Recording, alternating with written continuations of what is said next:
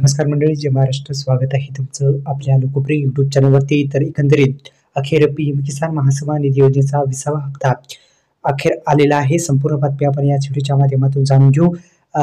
तारीख काय आहे, संपूर्ण बातमी आपण याच व्हिडिओच्या माध्यमातून जाणून घेऊ. फक्त विनंती आहे, आपल्या यूट्यूब चॅनलला आपण जर अद्यापही सबस्क्राईब केलं नसेल तर सबस्क्राईब करून बेल आयकॉनला ऑल प्रेस करू शकता आणि बेल आयकॉनला ऑल प्रेस करून या व्हिडिओला जास्तीत जास्त लाईक करायला पण विसरू नका. चला तर व्हिडिओला सुरुवात करू.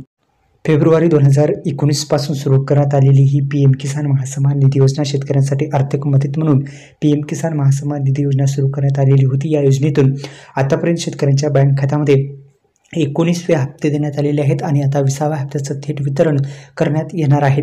तर शेतकऱ्यांना आर्थिक मदत केली जाते. आतापर्यंत शेतकरी बांधवांच्या खात्यामध्ये मी सांगितल्याप्रमाणे 19वा हप्ता देण्यात आलेला आहे आणि 20व्या हप्त्याची रक्कम जी आहे ती आता शेतकऱ्यांकडे जे आहे ते कोणत्या तारखेला मिळणार आहे या व्हिडिओच्या माध्यमातून आता आपण जाणून घेण्याचा आपण प्रयत्न करू.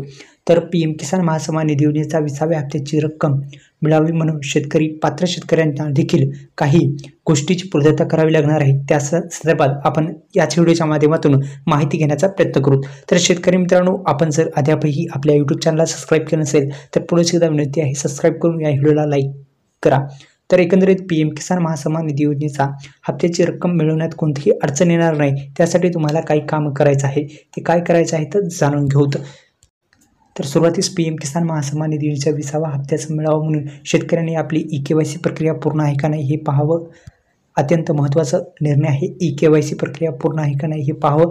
दुसरं म्हणजे आपलं बँक खातं आधारशी लिंक आहे का नाही हे पण पाहायचं आहे. आता हप्ता कधी येणार आहे तर 2 ऑगस्ट रोजी हप्ता मिळण्याची शक्यता वर्तवली जात आहे.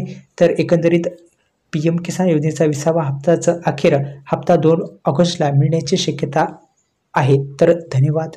जय शिवराय.